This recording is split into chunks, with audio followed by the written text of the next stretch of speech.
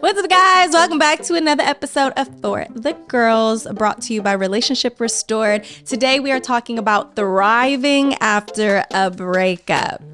We've all been there, hopefully. So, who wants to kick it off? Okay, I will. You kicked off a few before. Please. Okay, let's just start with breakups suck, no matter what. Even if it was an amicable breakup, if it was a traumatic breakup, I think all breakups suck. So figuring out how to thrive after it, you have to give yourself grace. You have to give yourself time. And I think the best way for us to really discuss this topic is to really go into personal experiences. I don't have many, so please. I mean, I can go back so before I met Sean, I was in a relationship from college that lasted a long time. And it was all the things that are of a toxic relationship, all the things. And so, I won't get into the breakup part because I really don't remember all the pieces of it, but we broke up and it was bad. And I decided for myself that I wasn't going to be with anybody and that I was going to do the things that I felt like were missing for myself in that relationship. That's what I decided. Can you give some examples of what those Yes. were? So when I was in that relationship, I always wanted to figure out how to be fit on my own, what that meant. And then that's where I found my love for working out. And also, when you get fit after a breakup, it just makes you look good, you feel good. Your So confidence up. Yes, I got a trainer who became a really good friend. So we just I would consult him throughout. It was almost like a little therapeutic. Yeah, of course. Because I'd be like, I always think trainers are your esthetician, your nail tech, your hair person. Your hair person. Yeah, so I'd be like, fuck niggas. And he'd be like, So he was like, just that nigga. But yeah, and then at the same time, you're pushing iron at the same time. So yeah, that was one of the first things I did.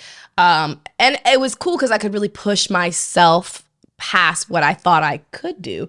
And so I really surprised myself. So it was a goal I was working towards with that. And I didn't realize I even set that up for myself. Another thing I do, and I hope this doesn't sound cliche or anything, but I did really work on my relationship with God. I know that's said frequently during breakups, but that's something I really did. And that looks different for everybody. My parents were something that they didn't really force within me was religion because they wanted me to find that on my own. So that's exactly what I did in that time period. I kind of leaned on my roommate at the time, who she was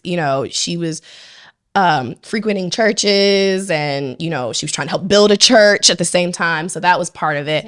And just really kind of look back at, my career. So it's cliche, but I really just took time to myself. And I'm not going to lie, I was dating and I wasn't dating to be in a relationship. I was dating to see what else was out there because this relationship stemmed from college.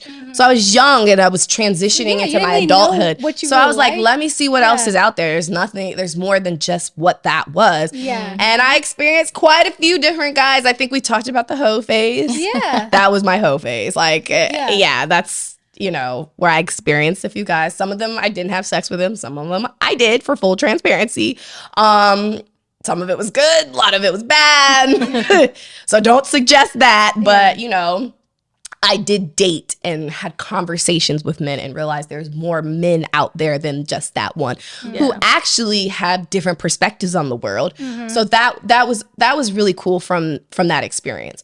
And then maybe a year after that breakup, I met my husband. So did I thrive? I think so, because I learned a lot about myself.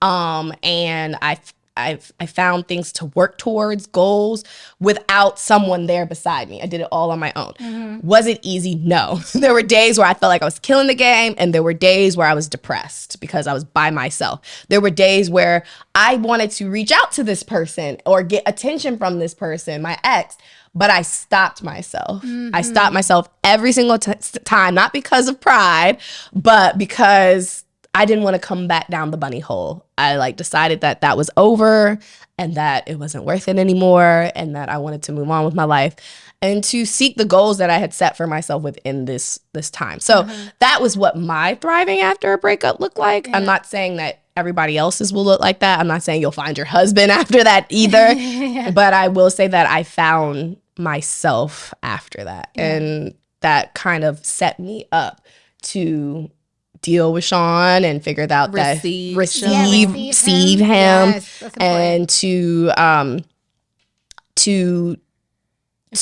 appreciate him. Yeah, that's the word I was looking for. To appreciate That's a good one. that there is someone out there that I wanted, because I think it's hard when you go through a breakup. You really feel like, especially if you still want the person, like you feel like that's it. That's the only person. Yeah. So That actually makes me think of two different like situations where I was, because you guys know I wasn't in a serious relationship until I met my husband. So, but there were two situations in my 20s where I was seriously talking to a guy, or so I thought, but the guys that I were dating in my 20s were party promoters.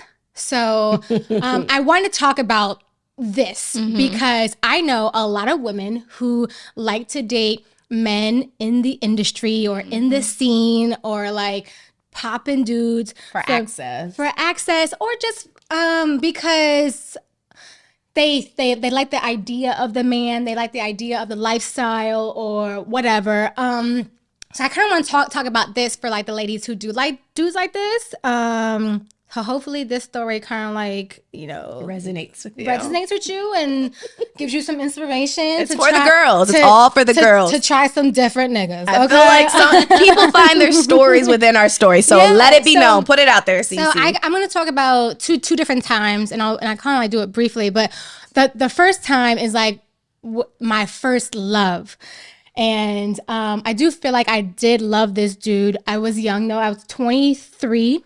And I met him after I had been celibate for 3 years. And so he was probably the worst type of dude that I probably should have gotten into a situation with. But he was lovely at the time. Like he was tall, beautiful, flashy, party promoter, and he knew everybody in the scene. So our romance started, I mean, it was hot, like sizzling, like instantly. But it was kind of toxic because like everything we would do together would be based off of like us going out into the scene because we were both young, 23, 25. Right. And so it was just very toxic. So when we were out, I was like his main shorty. Like we would walk into the club together holding hands. But like when we were in there, like he wasn't like overtly like disrespectful, like kissing bitches like in front of me. But he was definitely a flirt, girl. Like he would flirt with everybody. But then he would come back to me and be like, "You good?" And I'd be like, "I'm good." And I was like, there was something about him showing me the main attention that I just loved. I was like, "Yeah, girl, you can flirt with him, but I'm the one here behind him, like, hey, yeah, like let's party." But so that lasted about 2 years. Wow. Okay. Yeah. But it was a situationship. Yeah. Right? So it was still a relationship. It was definitely a relationship.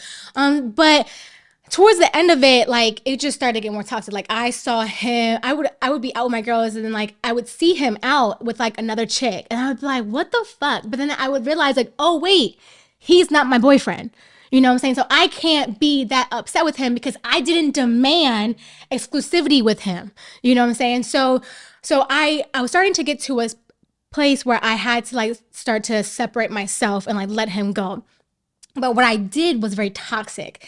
Instead of just like, like removing myself from that environment, I started to date other party promoters to kind of show him that I'm popping. Like I'm popping. And it definitely worked because he did get very jealous. Yeah. And it was like, it started to get very contentious between us because I think that we both loved each other, but we were both so young that we just didn't know how to really express that properly. Yeah.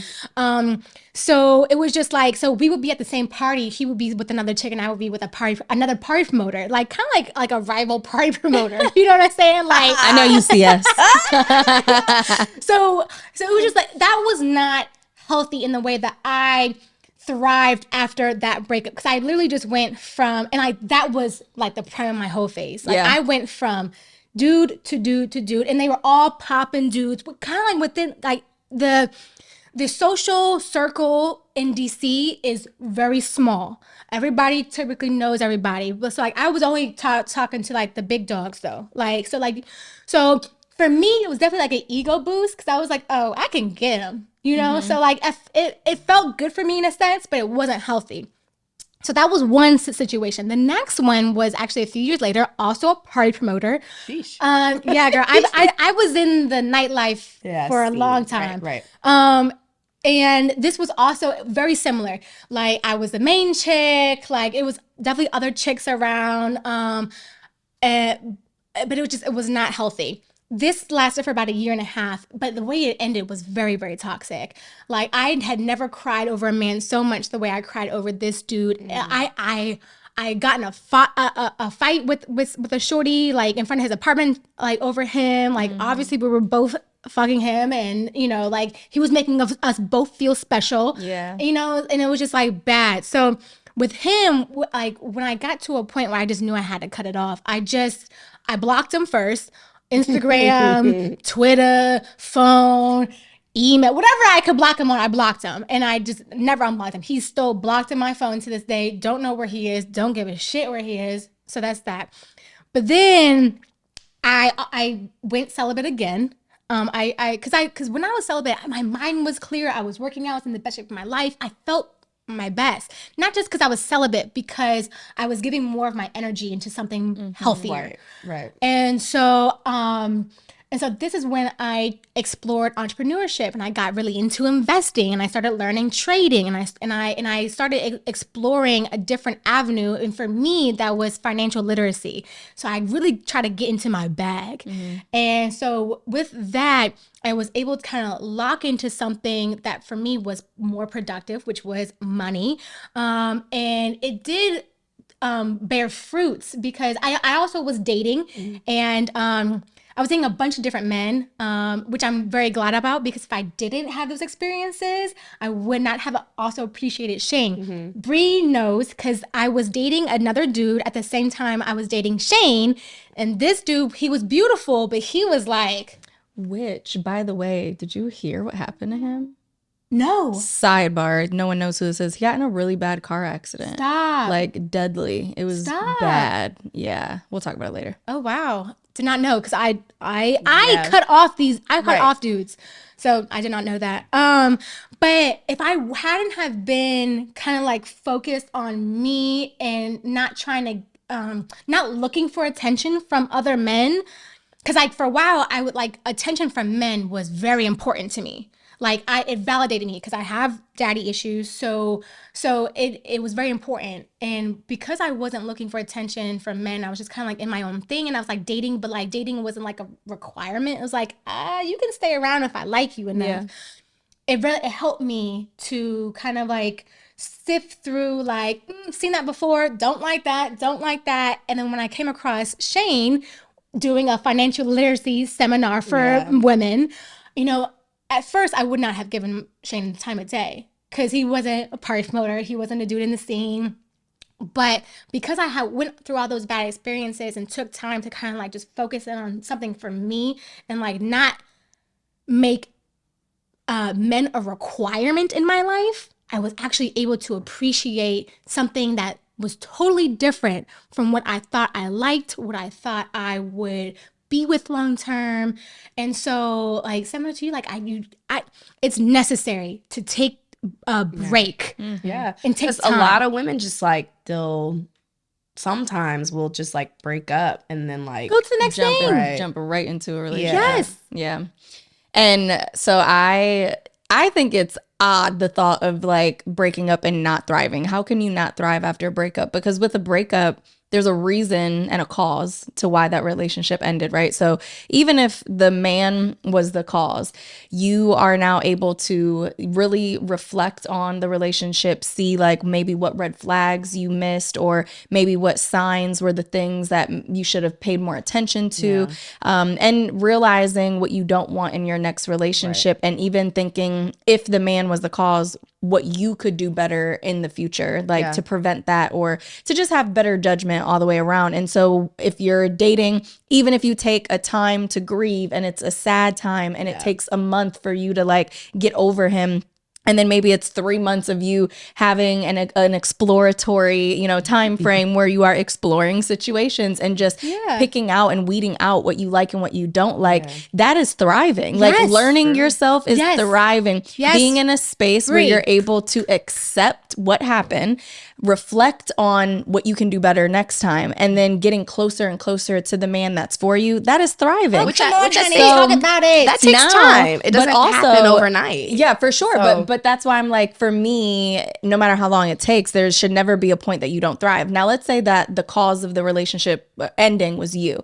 Then you have even more space to thrive, because now it's like, okay, well, what did I do? And looking back at like, how can I be better? And like, maybe I have some like tendencies of self-sabotaging, or maybe I have trust issues, or maybe I didn't allow him to be the man in the relationship. Like, again, thrive, baby. You have to learn what to do different moving forward. And then in that, there's so many other ways to thrive. Angela mentioned one, fitness. Girl, get in that gym, get your eating right, get on your lifestyle, because when you're in love or in a relationship, sometimes you're having so much fun in being a couple that you neglect yourself as an individual. The second thing, God, faith, like when you again are having fun and you're so busy doing and being with someone else, you neglect yourself. So if you focus on health and wellness, if you focus on your spirituality, and if you focus on self-awareness, there's nowhere to go but up from here. 100%. So I just think, wow. But to give some background on like my situation, so I'm going to use my most recent situation before Dre to make it all make sense. But so the guy that I was dating was previously married, had 3 kids, and he ended up being like a totally different person than I thought he was. And we took a while to break up. And when I mean break up, we broke up in terms of, hey, we are no longer together, but continue to sleep with each other, continue to date each other, continue to kind of figure out like, do we really want to end this? But I was like, I'm not putting a title on it and looking stupid out here. So I'm like, so I'm going to do what I feel feels good to me. That way I have no obligation to you. In the moment that I want to be peace out, I can be peace out. How did that really make you feel on the inside? Did you like, because it was back and forth. At times I felt super powerful because I knew that he had no ownership of me. So I knew that, I could be on a date with you, talking life and doing whatever, and feeling good in the fact that, I'm not yours, and I'm talking about all these things that I'm doing. And then I'm like, oh, well, I'm about to go meet up with a friend. He's like, oh, can I come? And I'm like, it's actually a date. Like, that made me feel good. That made me feel good for him to be like, dang, like there's other people who are trying to get your attention. And he honestly, the more I pulled away from him, the more he wanted me. And so it was like this power struggle. I'm like, it feels good, right? But then the moment that I'm like, okay, I want to be with you. Look, so I'm like, okay, he's suffered enough. Now I'm gonna get back with him. Then it was like immediately a switch happened, and all of a sudden I'm this option to you again. And I was like, this is not healthy. And it took that for me to actually walk away from it. And when I realized, the thing that kept pulling me back in was that we were sexually involved. So I'm like, as soon as I took the box out of the game, I was like, wow, I'm not as emotional anymore. Wow, I don't care as much anymore. Wow, I'm seeing things clearly. This man is not for me. And then again, the self-awareness of like, how did I even get here? And like, how do I not get here in the future?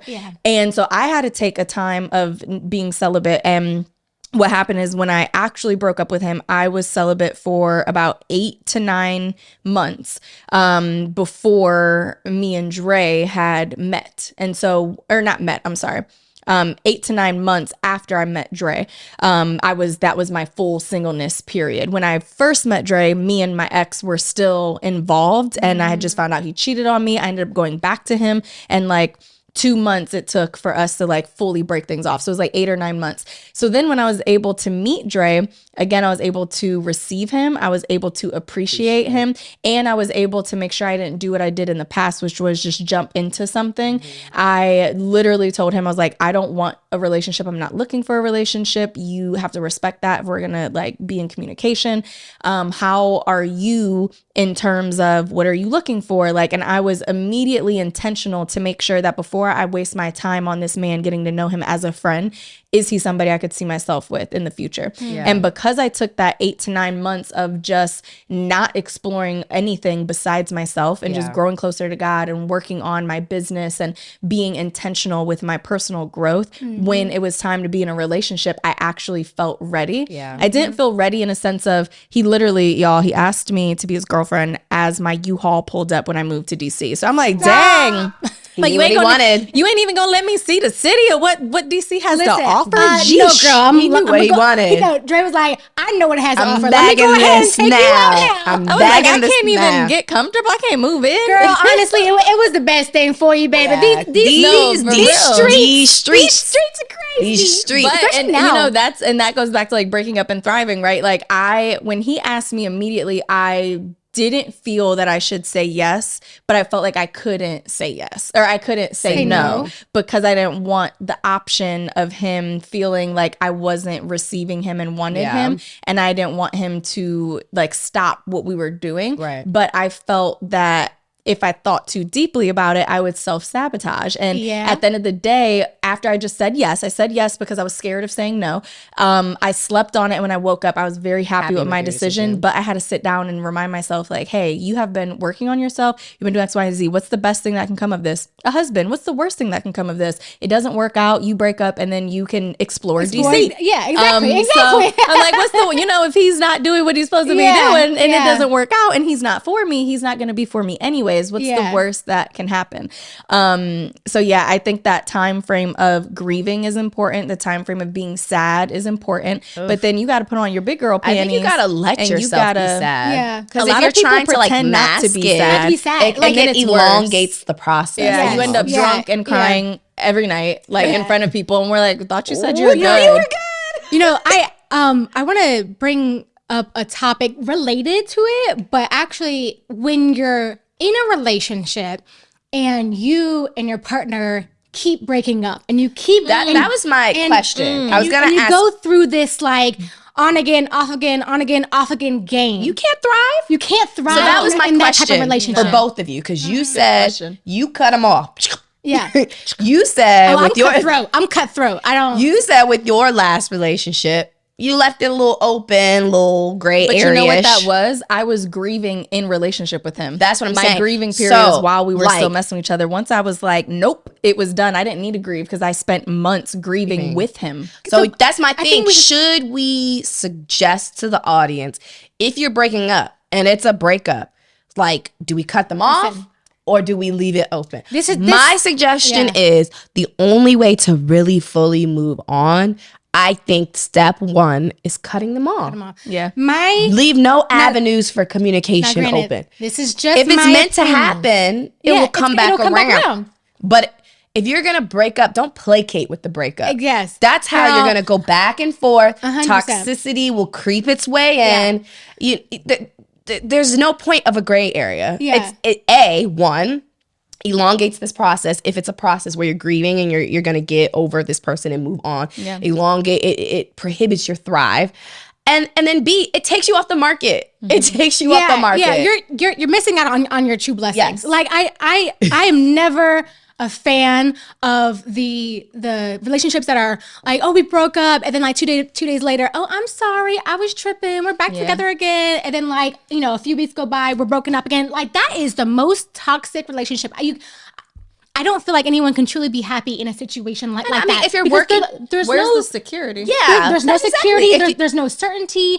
Like, that is just super, super toxic. And then I don't feel like you're truly thriving as as an individual in a relationship like that, because you're always thinking about like when the shoe gonna drop, when the next breakup is gonna happen, or you're like overcompensating because you don't want them to try to break up with you that's again. a good one, you know, Cece. it's just. It's so toxic. If you are in a relationship, y'all, this is just my opinion, sis. If you're in a relationship that is a constant on again, off again, on again, off again, and like he's making you cry every few weeks, sis, you might need to reconsider. What are you working towards at that point? I mean, you're like, okay, so if you're on the opposite end and you're listening to us talk and you're like, well, you know, we break up, but I really feel like, you know, we're meant to be together. Like, how is that working towards marriage? Because when you're in marriage, let me tell you right now, you can't be like, I'm breaking up with you, right? And then go upstairs. We're getting like, divorced. You can't. Like, no, you can't do that. You can't play around like that. And then also, from my experience, when a man is truly about you, I mean, he knows in his heart that you are the one for you. He's not going to play these immature, like, oh, I don't want to be with you anymore. And then a few days later, like, I want to be back with you again. That ain't happening. Yeah. A real man ain't going to move like that. So what's your suggestion, Brie? Because you kind of went through it. And I want to say this too, because if you're in a relationship and you're the woman and you are the one who keeps doing the breakup because you like to feel chased or you like to feel desired or you like him to beg and plead, some soul searching. That's not okay, because a man who knows what he wants isn't going to keep putting up with that. No. And then vice versa, if it's the man playing those games, he don't know what he wants. Like he just doesn't know what he wants. Girl, he's buying time. Yeah. Okay. Until he really takes you off the market too. Yes. And so to answer Angela's question, first I think it's an age thing. I think that when you're a young high school kid, for example, you're not cutting off you're probably seeing him in every science class for the whole year. You can't just cut off. Same thing with like college, you know, like when you're younger.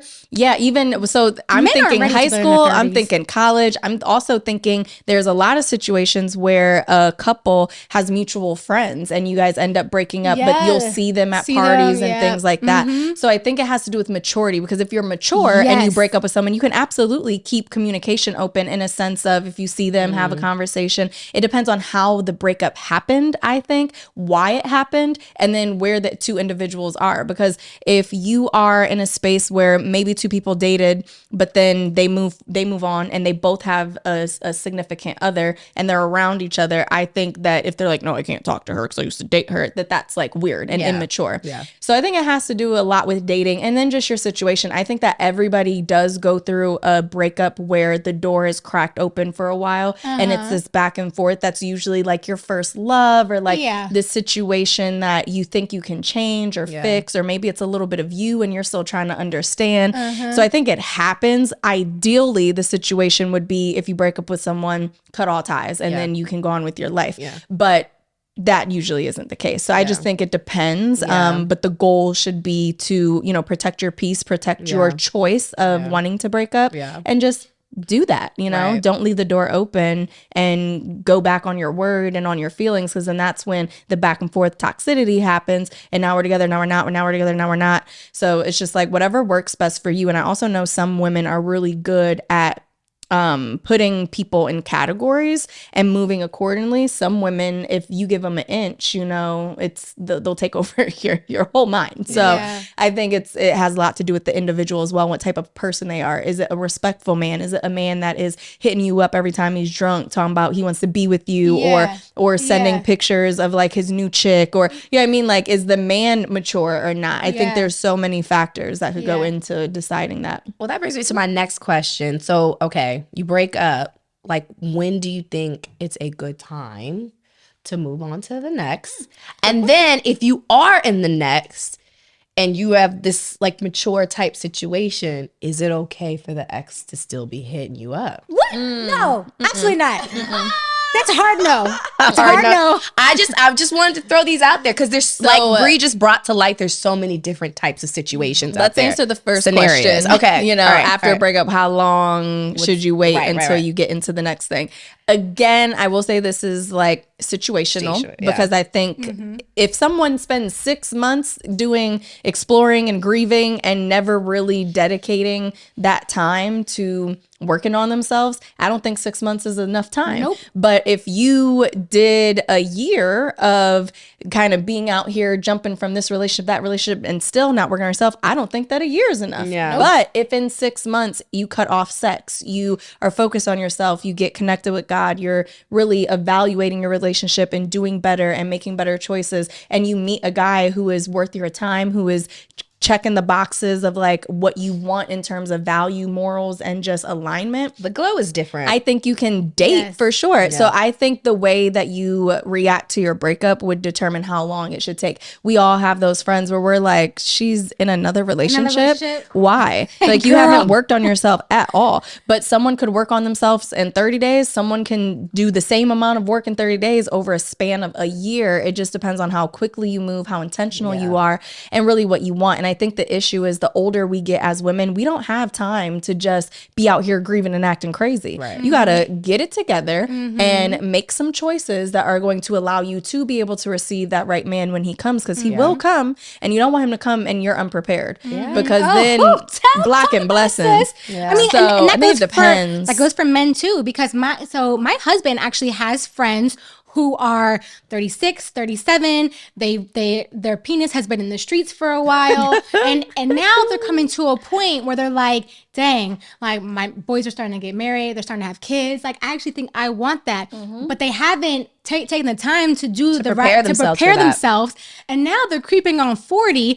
And, not like men have their clock is a lot longer, but it gets increasingly harder to have children at 40 just because you're a little bit older. Your body's tired. You're tired. Like, so it's like now their clock is ticking on the inside, so it's like, I think that just, no matter what space you are, just kind of taking the time to think about what you want long term, and then making those necessary changes in your habits, your daily habits, like that's going to help get you to the type of person you want to be, the life that you want to live, because it's not going to happen overnight, kind of like how we said it in a previous episode. So you just need to be conscious about like, what do you want your life to look like? And then just start making little changes every single day, just little things to your daily habits to get you to where you want to be. Because I know for me, I am not the same person I was in my 20s. And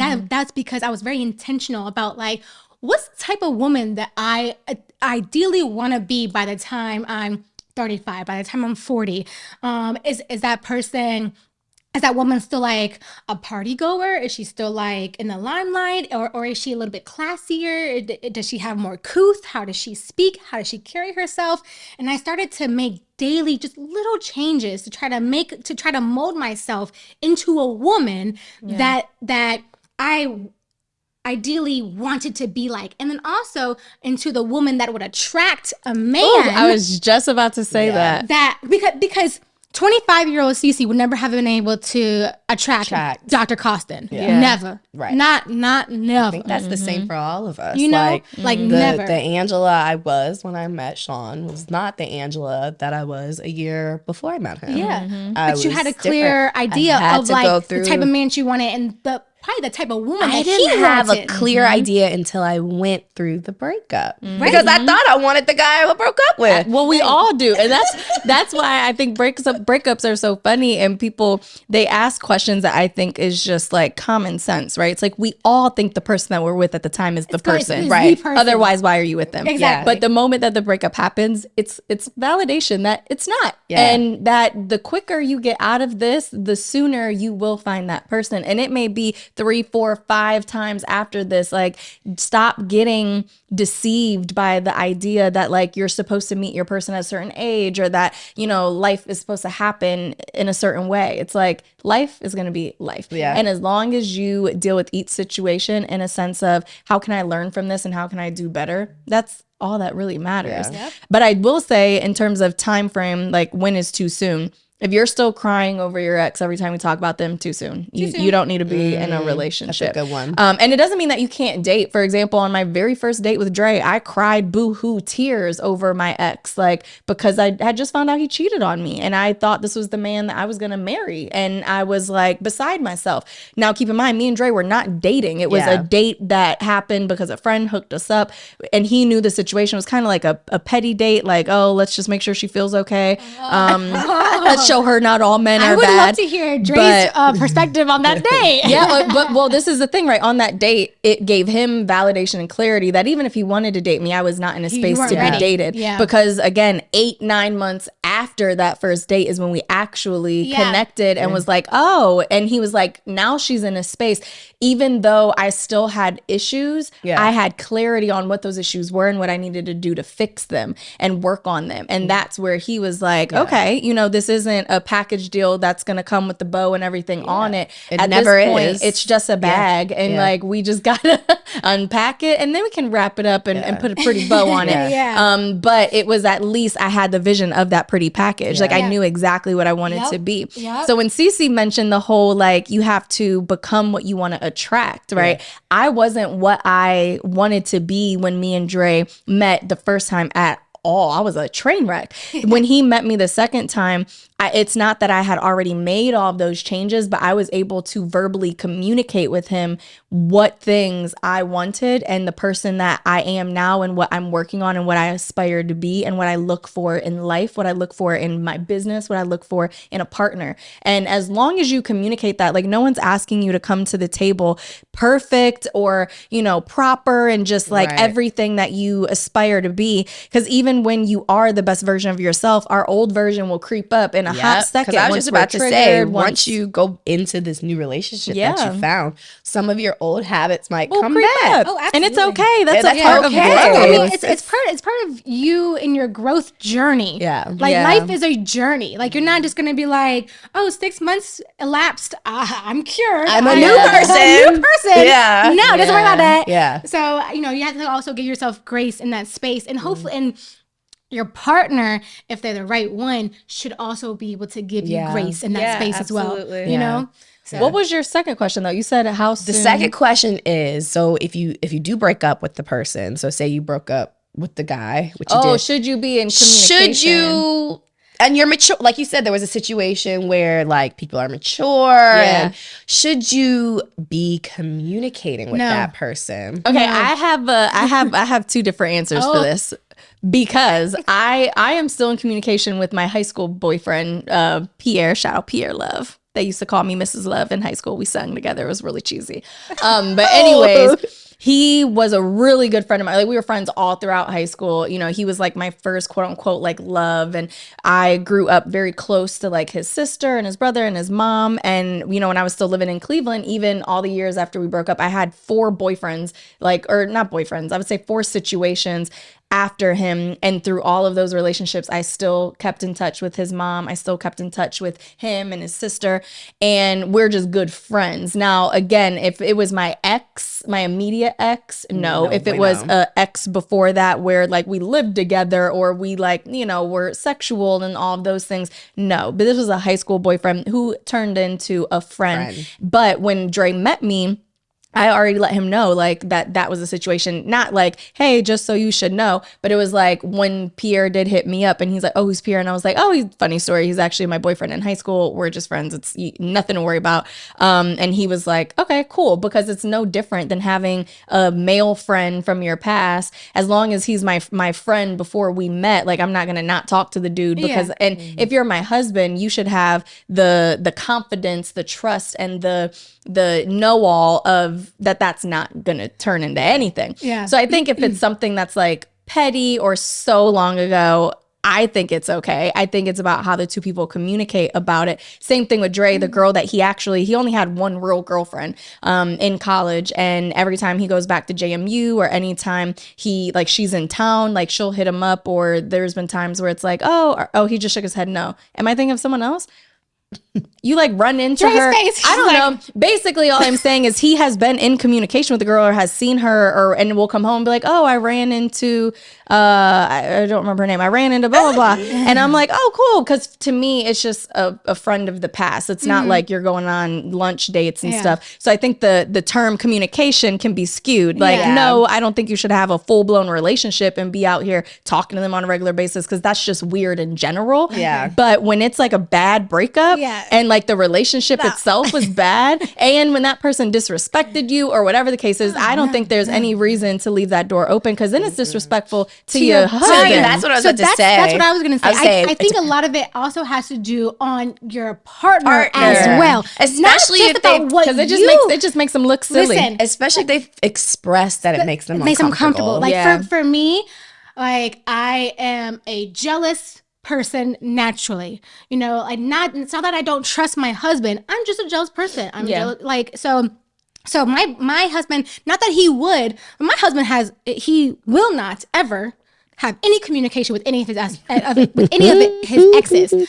But I don't have to like tell him that, because he already doesn't do that. Right. So I think it's like, if your partner isn't comfortable, even like in a situation like you and Pierre, if Dre wasn't comfortable with you having a communication with Pierre, I don't think you would have communication with him. No, not just at all. out of respect for your partner. So I think, you know, it's not just about what you want or like whether you feel comfortable having communication with that individual. You also have to take into account what your partner is comfortable with. It all always goes back to good old communication. You know? And what is it? Compromise. We need to compromise.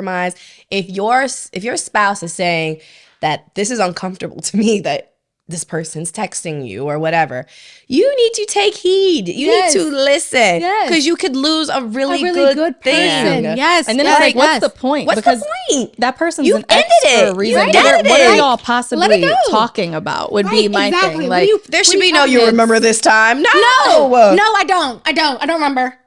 It's gone. Or like